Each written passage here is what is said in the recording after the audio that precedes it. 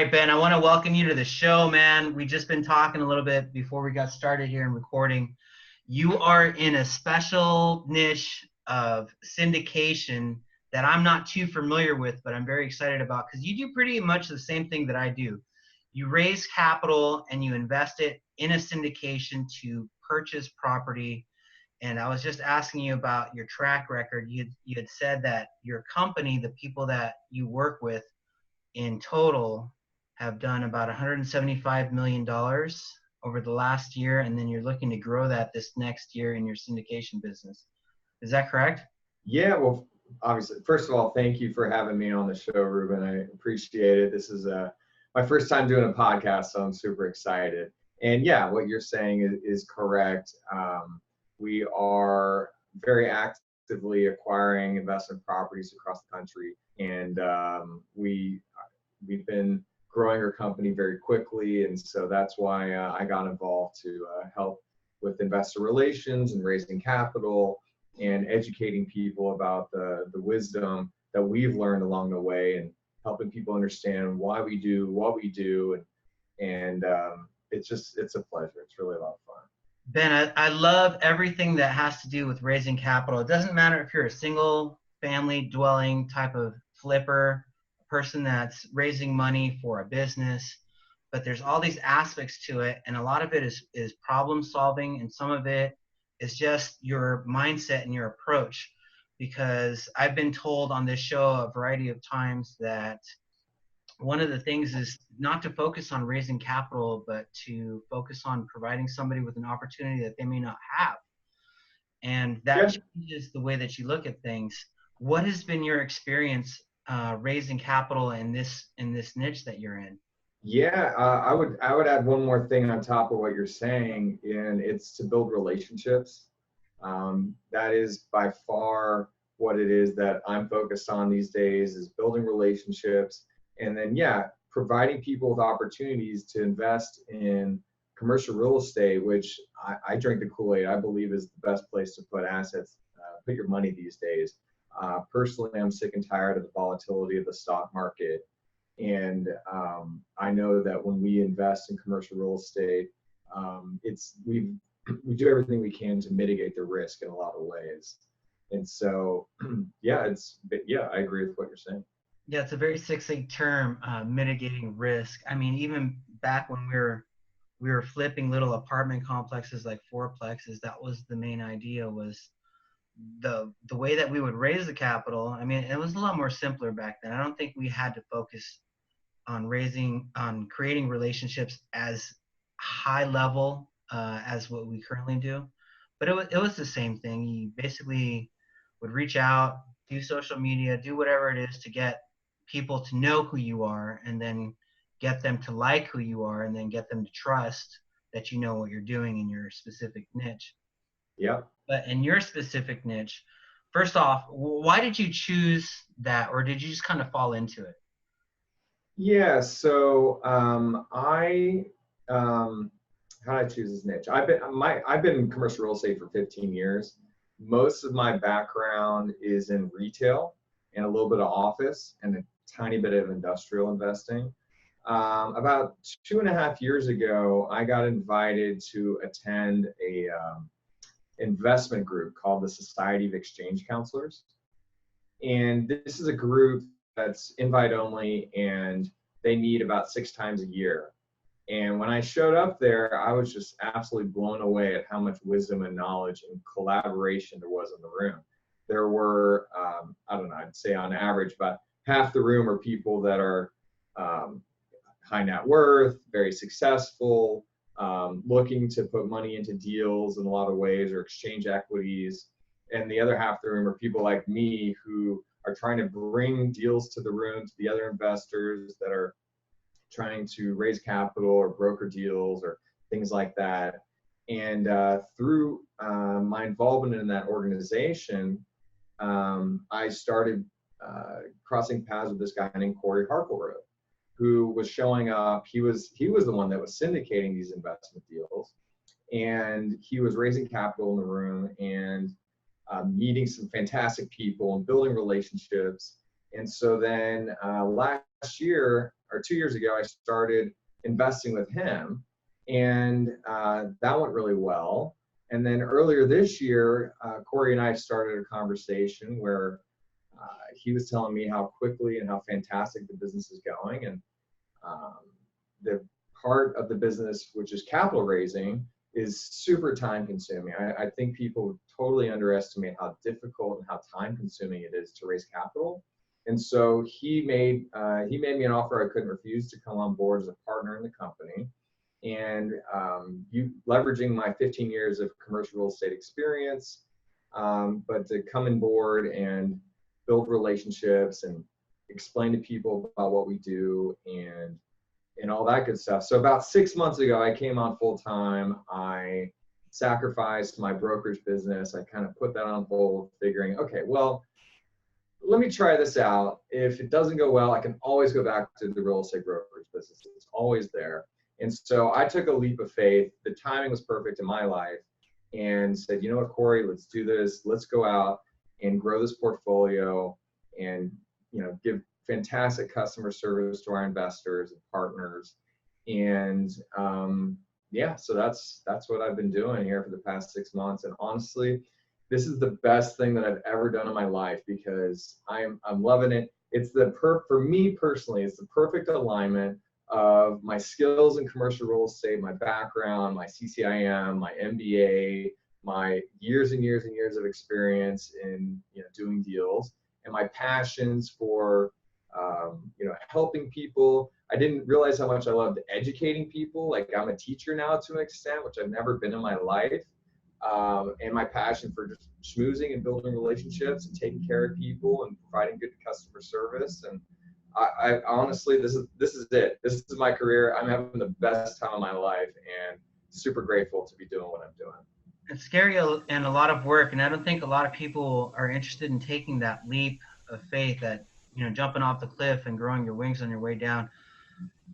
There's brokers, for example, that may say, okay, I have a network, I want to leverage it, and I see possibilities in syndication, and I may even have experience. I may have sold many millions of dollars of multifamily or whatever commercial asset you specialize in, but they're just not willing to leave the brokerage. Do you see other people in the industry that realize they have this network that they can tap into, that they can go from the salesman to investor, but for some reason they're just either scared to do it or something that's holding them back? For you, that didn't hold you back. What do you think was different? Yeah, I mean, there's fear. There's definitely going to be fear. I think for sure. Obviously, a lot of people get held back by fear, and I was definitely fearful in taking this leap. But, you know, sometimes you just got to have a leap of faith. And working with a guy like Corey and the rest of the team, and I went physically. So I'm in Austin, Texas. The rest of my team, with Corey and asset manager, acquisitions, accounting, yada yada yada, they're all in Wichita, Kansas. So I hopped on a plane. I went out there to go visit with them and learn firsthand why he's created such an incredible system, many systems in place. And so, yeah, I think, and then the other thing I want to say, kind of to your point about making a switch, I also recently read a book by Gary Keller called The One Thing. And in that, he talks a lot about, and you probably see this a lot, people that focus on one thing and one thing only, and they master that. That's how you get to be the best in your industry. And so I figured that I know some people that can do brokerage and syndication. I don't think that they're going to do either one really fantastic. And so my one thing right now is raising capital. Yeah, me too. No, I get it. That's the whole reason I started this podcast, is so that I could master it and so that I could provide value.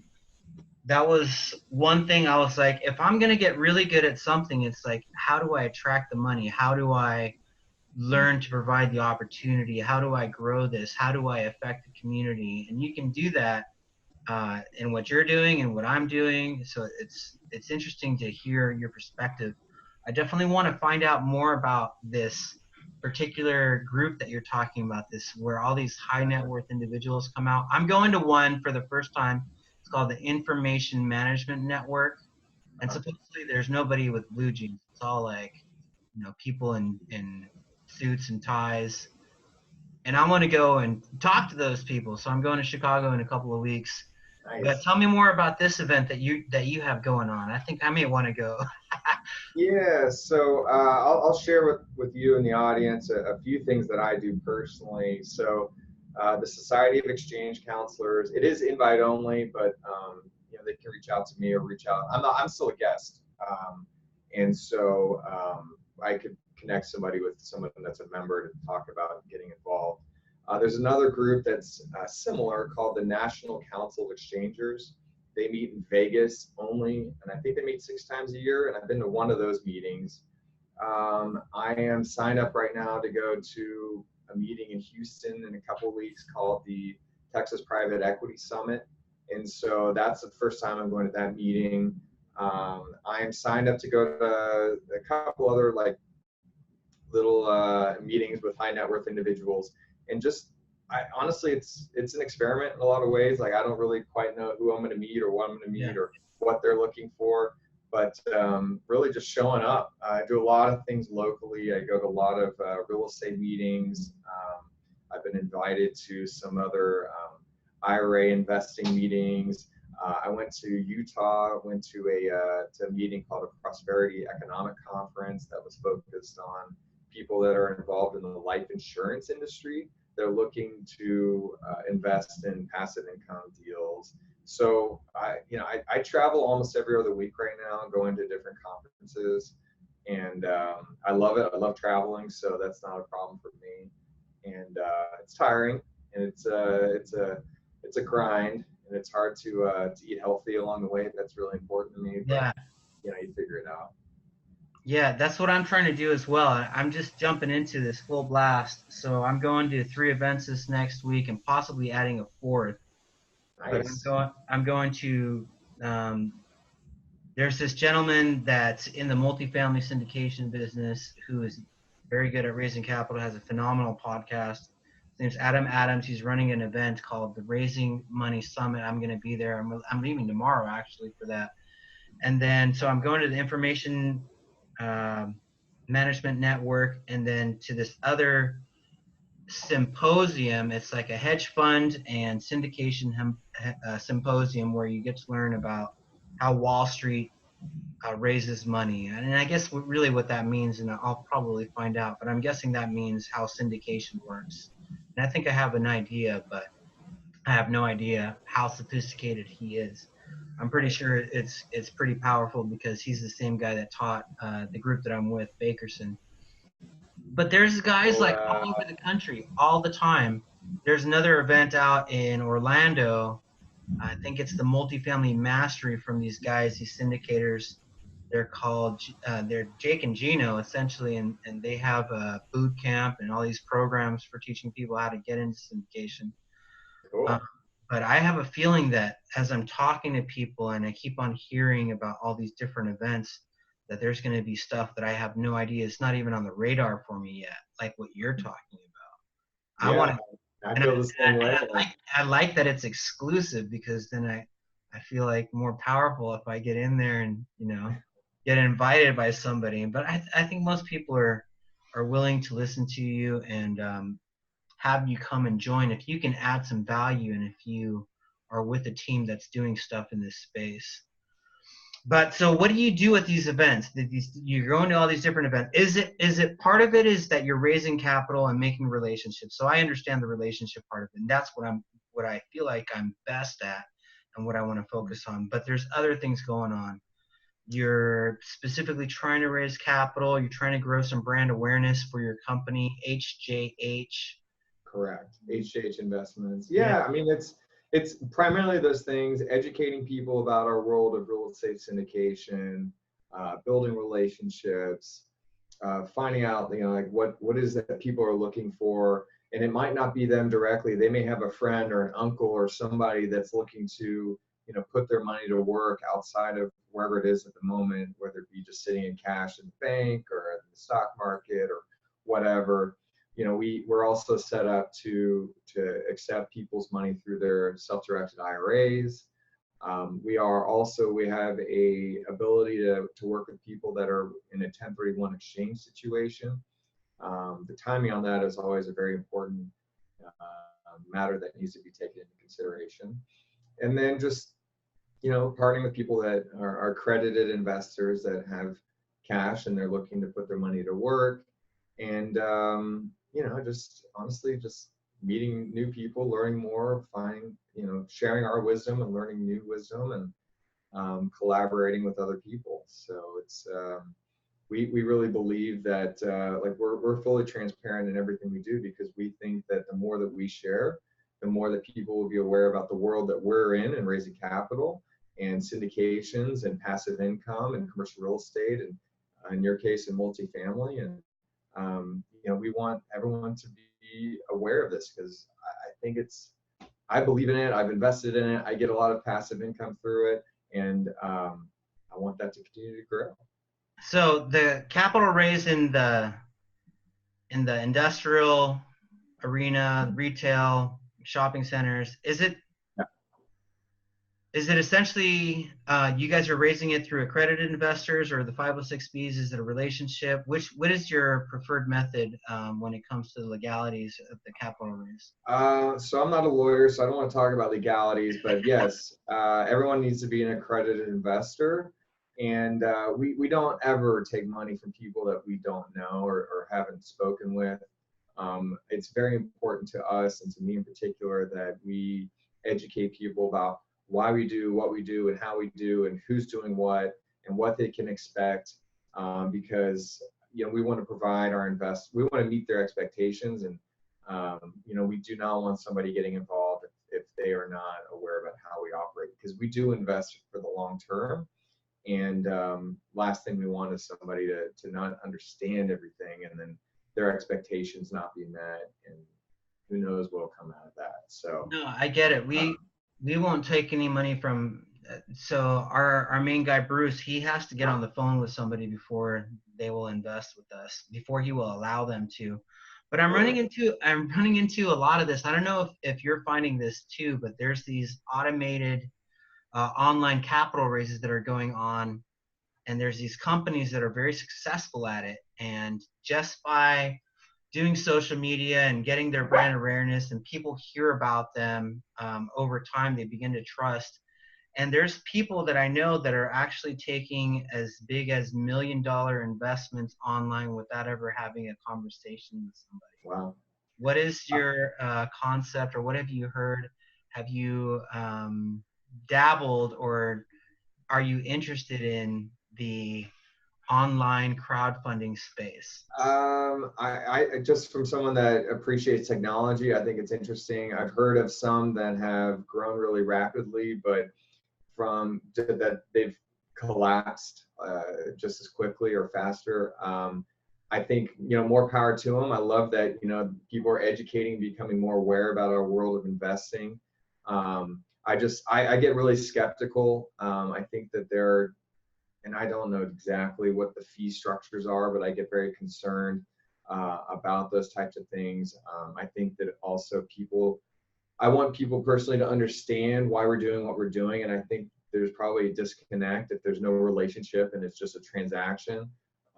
We're not interested in just being a transactional business. We want, like I said, we want to build relationship, because our number one job and our mission is to protect our investors' capital. And so in order to do that, we need to understand what their goals and objectives are, and vice versa.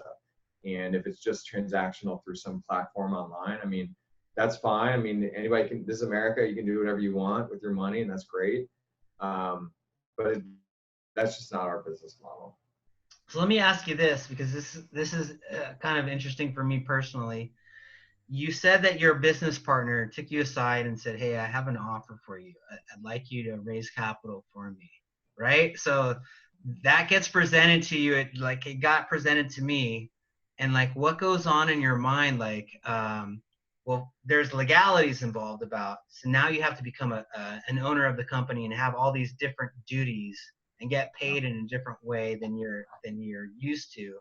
Yeah. But tell me about that process. What happened to you when they told you, hey, we want you to come on board to raise capital for us? Because this is probably something Yeah. that's going to happen to some of our audience members where Yeah. they're good at building relationships, they're good, they're eloquent, or for whatever reason they have all these different skills that may be attractive to somebody, and they take the risk on you and say, hey, I want you to raise capital for me. What goes on in your mind as that happens? Well, first of all, if I'm going to be, putting my neck on the line, I wanted to make sure that the person I was going to get in business with was somebody that I trusted and respected. And I already had that baseline already. And then I really started spending a lot more time having a lot more meaningful conversations with Corey, my partner, and talked to a lot of people that had already invested with him or knew him through different ways.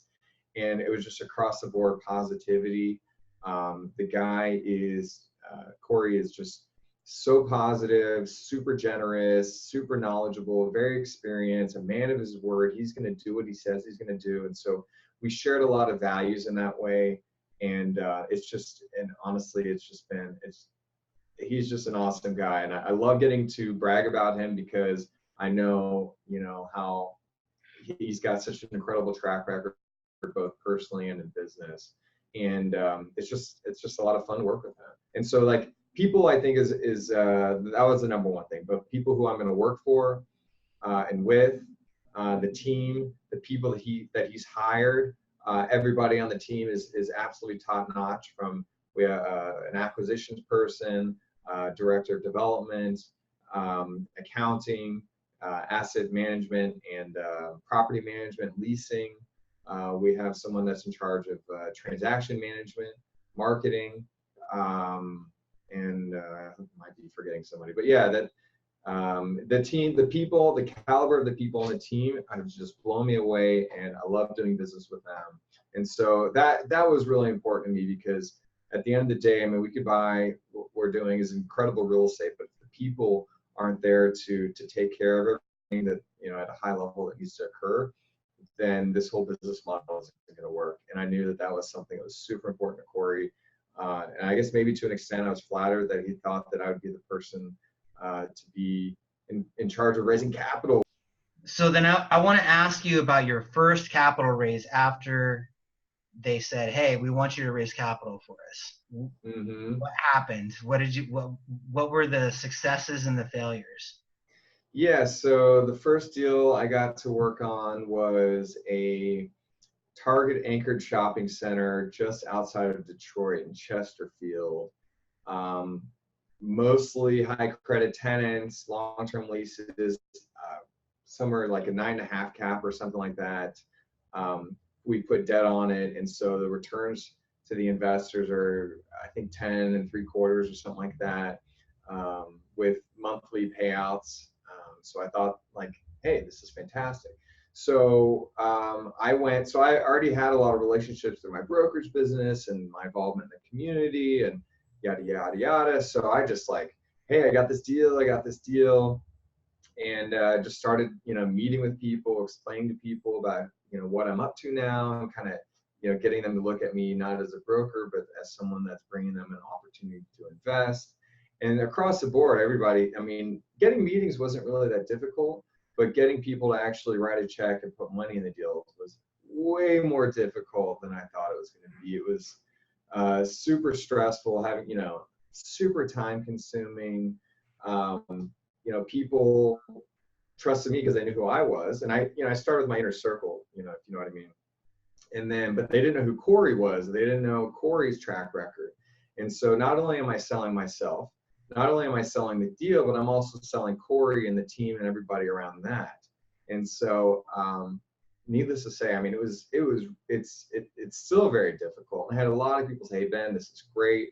I love it. I love the deal. I love the deal structure. I love, the team in place, the location, blah, blah, blah. But it was like, hey, why don't you go do a couple deals and then come talk to me? That's the way it goes. So it's like, wait a second, like you like the deal, you have the money, you're like the perfect candidate to invest in this type of deal. It's already got a track record. We've already vetted it. I mean, it's like, the deal was fantastic. I invested in it personally. Like, it's like, hey, I'm in this deal. Like, get it, come on in. This is good. This is good. But it's frustrating. It's definitely frustrating because I flew out to the property. So from Texas, I flew out to Detroit and drove 30 minutes north to the city and looked at the property, saw the intersection. I mean, it's like a major retail intersection, and all the tenants like Panera Bread and all these other great, groups are fantastic. And it's frustrating. And I would call Corey, and we would talk through things. And he's also a fabulous coach, like to kind of educate and help, me and staying positive and getting back out there and kind of looking at things in a different way when trying to explain to people what we're doing. And it luckily the learning curve has gotten better. There's more momentum. I'm sharing with people now because since I started, we've I think closed 4 or 5 deals. So we're doing almost not quite a deal a month, but we have quite a bit of deal flow.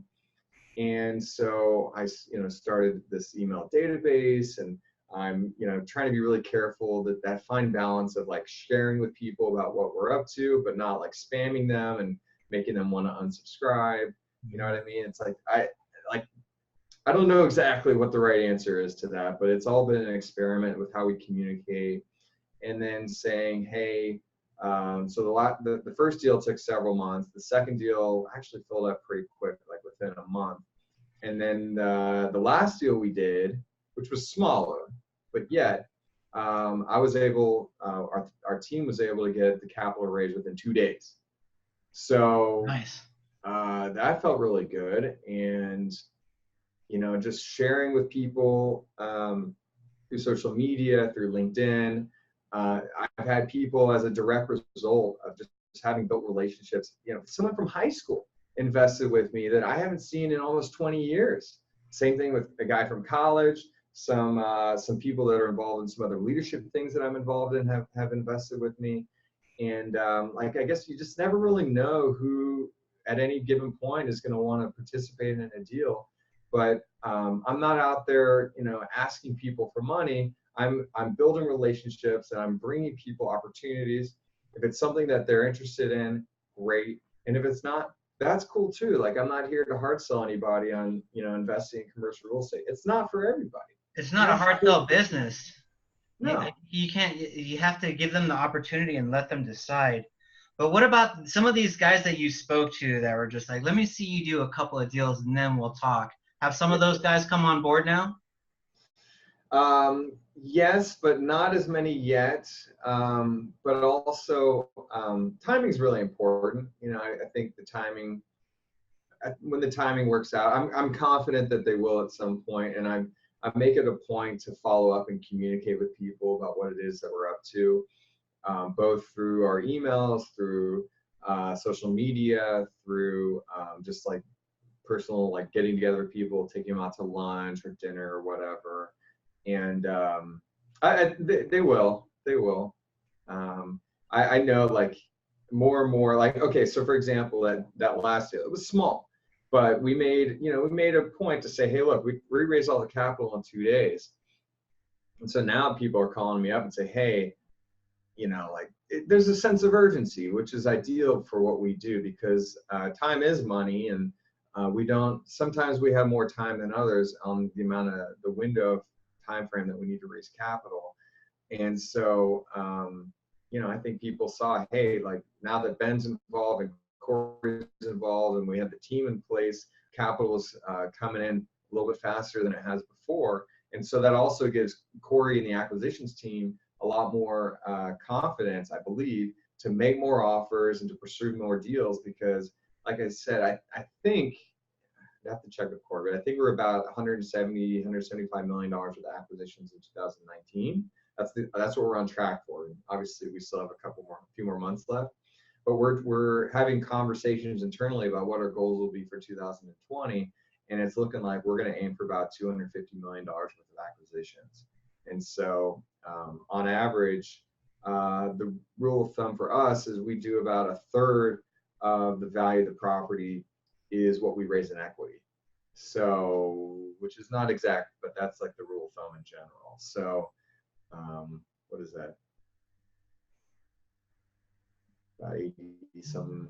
We're going to be raising a lot of equity next year. I don't know exactly what the number will be. Yeah, we want to grow that way too. I've noticed just from my personal experiences is that people are very interested in investing, but they don't actually take action until they feel like they've missed out on a deal. When you close the deal and you make profit and then you say, I offered this to you and you missed out on it, and now look at how much it's increased in value, what we've done to it, and they're just like, they're ready to go for the next deal, whatever it is. They don't even care what it is. They're just like, damn it, I missed out. You know, they see it. You know, it's fun sharing that, and it's exciting. I've been on both sides of that. Right. Sure. Yeah. So I mean, at the end of the day, like my job, one of my primary jobs is communicating with our investors, so that it's not because like we're trying to make someone like upset about missing out on a deal. We just I want them genuinely, you know, if it's a deal that works for them, I want them to be in it. You know, I don't want them to miss out. And you know, it's just there's only a finite amount of space in the deals, but as we grow and we have more deal flow, there'll be more and more opportunities. And that's something I just love also about what the position I'm in is I get to bring my friends and family and coworkers and investors and colleagues. I get to bring them deals on a regular basis. It's awesome. So, where are you guys investing in right now? What cities?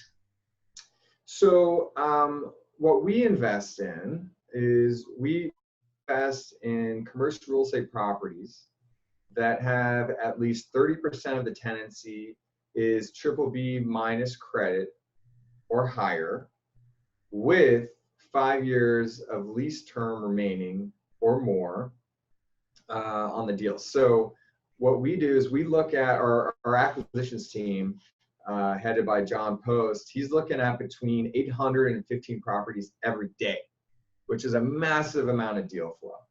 But he's looking for something that fits in our small box, which is that high credit tenant with a long-term lease. If it doesn't fit in that box, boom, it's out of here. All right. And then within those deals, we're going to look really closely at, okay, is this a good location? Are these good tenants? What is the price per square foot? How's the area? Is it going up? Is it going down? And then on any given week, we're going to make between 3 and 5 purchase contract offers. So it's a very large acquisitions funnel, and then we are very, very actively making offers. And then out of those, about 1 in 16 or so, we find a seller that's motivated enough to sell it for a price that works for us. We have to acquire deals that are somewhere in the upper 9s to 10 cap range. So they're already stabilized with maybe a little bit of value add. And, I guess I wouldn't say we get lucky, because that's not what I believe in. I think that we're at the right place at the right time. We make a lot of offers, and there's no guarantees on any of these deals, but we play the odds, and we've been very successful in finding credit grade tenants across the country. So to answer your question, where are they? They're not anywhere in particular, except everything is in the United States. In general, a lot of them happen to be in the Midwest. We've found deals in Missouri, Michigan, Indiana. Just did a deal in Alabama, Kentucky. I'd love to do deals in Texas or California, New York, but those are really hot markets. There's a lot of money coming in, and unfortunately, even though I'm based here in Texas, we just can't find any deals that are close to a 10 cap. It just doesn't exist, and that's fine. But our business model requires that we buy things at those types of cap rates, because we're structured in a way that we make monthly dividend payments to our LP investors. And so it requires that we have that cash flow stabilized on day one. So you put your money in, a month later as an investor, you're going to expect to get a dividend. And so we have preferred returns and splits after that. And, that's how we structure our deals. And so we know that we can afford to pay those pref checks because we already have high credit tenants with long-term leases. The cash flows are stable and oftentimes fairly predictable because the lease obligations have them so. And since we're buying high credit tenants, we know that they're going to be there for the long term. So that's how we do what we do. I want to take you way back. So you're out of college. I'm not sure if did you get into commercial real estate before your MBA or after? Yes, yeah. I graduated from the University of Texas in 2004 and got into real estate right over. So at that specific moment in time, you have a career choice, right? You want to go into commercial real estate, which I think is a fascinating avenue. And almost everybody that I see go in that direction somehow, some way ends up with, a very successful track record, whether it's in sales or as a CCIM or as an investor. But I think there's so many realtors or people that get their agency requirements met and they don't go in that direction. So what was it about commercial that called your attention, and how did you break through those barriers to get in that? Because it seems almost scary. Like, why would somebody want to hire me? Like, I'm just some dude out of college, but you made it in there. What did you have to do to get into that space? So going back to getting out of college, while I was in college, I was trying to figure out what to do with my life.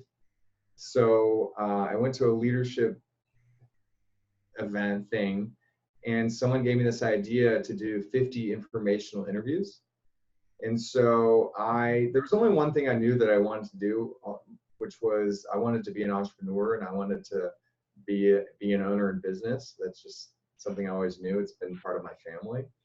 And so with that in mind, I did about 50 informational interviews in about 6 months, which was a very rapid fire way to meet a lot of people that are entrepreneurs. And I kept crossing paths with some people that were involved in commercial real estate. And after enough of those conversations, it kind of clicked and dawned on me that, hey, that's the path that I want to pursue. And frankly, it's really been the only thing I've been pursuing ever since that moment. So after graduating, I got my license, partnered up with a mentor of mine, and started learning from him and found other mentors as well. And, just tried to, add value in any way that I could. And then I got my foot in the door through my mentor, Jason Mittman. Got my foot in the door at Grubb & Ellis, which was one of the larger brokerage firms at the time. Nice. And then I heard about CCIM, and so I started educating myself by attending the CCIM courses. And meanwhile, I was doing brokerage deals at Grubb & Ellis, and was able to obtain my CCIM. I think I was the youngest person ever to get it in Austin. Nice. And so for whatever that's worth, I was pretty active doing a lot of commercial real estate leasing and a sale every once in a while. And then from there, the recession hit. And at that point, I was really focused on transacting investment properties, and that was painful. And so it dawned on me, hey, maybe it's time to go get my MBA. So I started applying to MBA schools, took the GMAT, ended up taking a program called Acton MBA, which is a really intense 1-year MBA program focused on entrepreneurship. And honestly, that was the best decision for me personally, because I knew, again, that I wanted to own my own business. And from there, I got hired by a high net worth family office here in Austin. Was in charge of overseeing a very large portfolio of commercial real estate properties around Austin and Central Texas. I got an opportunity to do a lot of underwriting on potential development and acquisition deals, was involved in almost 40 refinance. We were refinancing a bunch of things at that point. took charge on that, and really learned a lot about commercial real estate from an asset management standpoint. That went a couple of years, and it was really, I was an employee at the time. I was like, okay, if I'm ever gonna, work for myself, this was the point to do it. And so that kind of ran its course. And so I jumped out and got my brokerage license. I want to say that was 2014 or 15. Started a brokerage company. Started a development company developing some stuff in San Marcos, which is just outside of Austin. And then also started personally investing in real estate deals. So would you say your CCIM and your MBA separate you, or would you go back if you had to choose all over? If you didn't have either of those today, would you go back, or would you go out and pursue those right now? Yeah, I think that I don't want to tell someone else what to do with their life, but I think that education and learning has always been a very important value that still to this day, I'm always reading and learning as much as I can on a regular basis, listening to audiobooks and all sorts of stuff. I was listening to a great one by Grant Cardone this morning. And yeah, absolutely. I mean, I think that it was the right thing to do at the time in hindsight. My MBA in particular was a very non-traditional MBA school. So there wasn't any lecturing at all. It was all based on case studies and practical knowledge. And I got to create a ton of spreadsheets from scratch. And so prior to MBA, like, I was not great on Excel at all, but then afterwards I was pretty sophisticated in creating complex spreadsheets. And that's still a skill that I'm very grateful to have now. I mean, I use it on a very regular basis. And yeah, I mean, learn. For the audience out there, you got to keep learning as much as you possibly can. And if anybody wants to reach out to me and has any further questions, I'm happy to help them with any of that. Yeah, give us your contact information. Let the audience know how to get a hold of you. Yeah, so Ben at HJH1031.com. And you can call my cell phone. Should I give that out here? Yeah, man, I recommend it. I mean, okay. people say don't do it, but I found that the people that are most successful in all kinds of fields are always willing to give that out. All right. Especially when they have investors, like that, their investors feel special when they have access to those people. But Here's I recommend my cell phone. it to you. 512-422-9323. Yeah, worst case scenario, you can always change your phone number. No, that's pretty much my that's the number I've had for about 20 years. So what's your are you on Instagram or anywhere else? Yeah, I'm at Ben Kogut, and it's BenKogut. That's right. I found you on Instagram, or you found me. I found you on Instagram. Yeah, there's very few people that I get connected with on Instagram unless I'm specifically challenging myself to go out and contact or Benjamin Kogut on LinkedIn, and that's kind of it for now. All right, man. So I'll touch base with you soon. Thank you so much for coming on the show, and we'll be in contact. And I look forward to hanging out with you in Austin or somewhere in Texas or somewhere at some conference. Sounds good, Ruben. Appreciate it. All right, man. Take care. All right, take care.